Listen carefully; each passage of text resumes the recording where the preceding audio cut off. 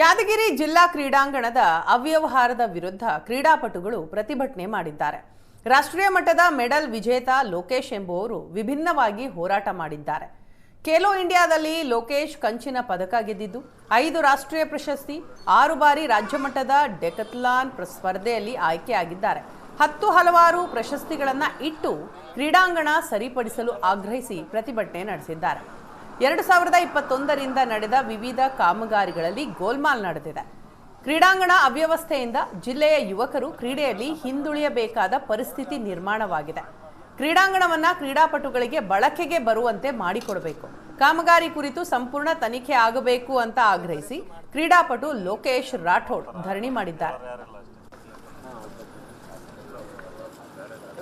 ಯಾದಗಿರಿಯ ಜಿಲ್ಲಾ ಕ್ರೀಡಾಂಗಣದ ಅಭಿವೃದ್ಧಿ ಹೆಸರಲ್ಲಿ ಕೋಟಿ ಗೋಲ್ಮಾಲ್ ನಡೆದಿದೆ ಅಂತ ಹೇಳಿ ಅಥ್ಲೀಟ್ಸ್ಗಳು ಕ್ರೀಡಾಂಗಣದ ಎದುರೇ ಪ್ರತಿಭಟನೆ ನಡೆಸ್ತಾ ಇರುವಂತದ್ದು. ಕಳೆದ ಕೆಲ ವರ್ಷಗಳ ಹಿಂದೆ ಸುಮಾರು 5 ಕೋಟಿ ವೆಚ್ಚದಲ್ಲಿ ನಡೆದಂತ ಅಭಿವೃದ್ಧಿ ಕಾಮಗಾರಿ ತೀರಾ ಏನಂತಂದ್ರೆ ಆ ಒಂದು ಕಾಮಗಾರಿಗಳು ಸಾಕಷ್ಟು ಕಳಪೆ ಗುಣಮಟ್ಟದಿಂದ ಕೂಡಿರುವಂಥದ್ದು. ಏನೊಂದು ವಾಕಿಂಗ್ ಟ್ರ್ಯಾಕ್ ಆಗಿರ್ಬೋದು, ಪ್ರೇಕ್ಷಕರು ಕೂಡ್ಲಿಕ್ಕೆ ಇರುವಂಥ ಗ್ಯಾಲರಿ ಆಗಿರ್ಬೋದು, ಹೀಗೆ ವಿವಿಧ ಕಾಮಗಾರಿಗಳಲ್ಲಿ ಕೋಟಿ ಲೂಟಿ ಆಗಿದೆ ಅಂತ ಹೇಳಿ ಅಂಥ ಒಂದು ಅವ್ಯವಹಾರ ಸರಿಪಡಿಸ್ಬೇಕಂತ ಹೇಳಿ ಅಥ್ಲೀಟ್ಸ್ಗಳು ಏನಂತಂದರೆ ಕ್ರೀಡಾಂಗಣದ ಎದುರು ತಮಗೆ ಸಿಕ್ಕಿದಂಥ ಪದಕಗಳನ್ನು ಆ ಪದಕಗಳನ್ನೇ ಏನಂತಂದರೆ ಮಾರಾಟ ಮಾಡಬೇಕಾದ್ರೆ ಈ ಒಂದು ಜಿಲ್ಲಾ ಕ್ರೀಡಾಂಗಣ ಸರಿಪಡಿಸಿ ಅಂಥೇಳಿ ಅವರು ಇವತ್ತು ಧರಣಿಗೆ ಕುಂತಿರುವಂಥದ್ದು. ಖೇಲೋ ಇಂಡಿಯಾದಲ್ಲಿ ಇವರು ಪಡೆದಂಥ ಕಂಚಿನ ಪದಕದ ದೃಶ್ಯ ನೋಡ್ತಾ ಇದ್ದೀರಿ ನೀವು. ಸತತವಾಗಿ ರಾಷ್ಟ್ರ ಮಟ್ಟದಲ್ಲಿ 6 ಬಾರಿ ಏನಂತಂದರೆ ಇವರು ಪದಕ ಗೆದ್ದಿದ್ದಾರೆ. ರಾಜ್ಯ ಮಟ್ಟದಲ್ಲಿ 6 ಬಾರಿ ಏನಂತಂದರೆ ಇವರು ಆಯ್ಕೆಯಾಗಿದ್ದಾರೆ.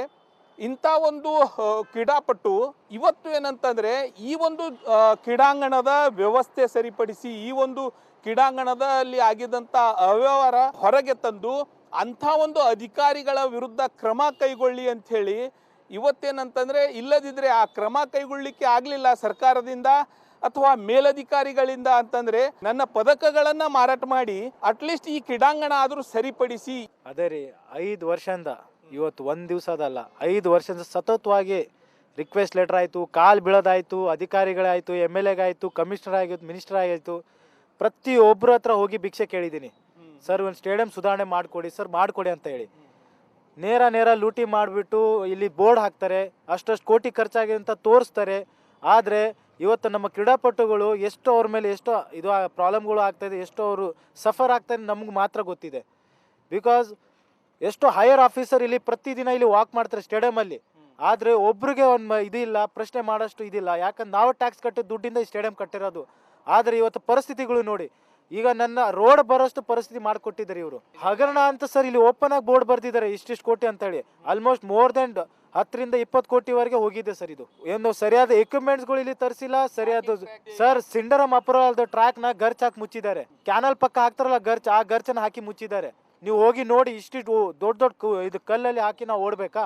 ನಾವು ಎಲ್ಲಿದ್ದೀವಿ ಇವಾಗ? ನಾನು ಟ್ರೈನಿಂಗ್ ಮಾಡಿ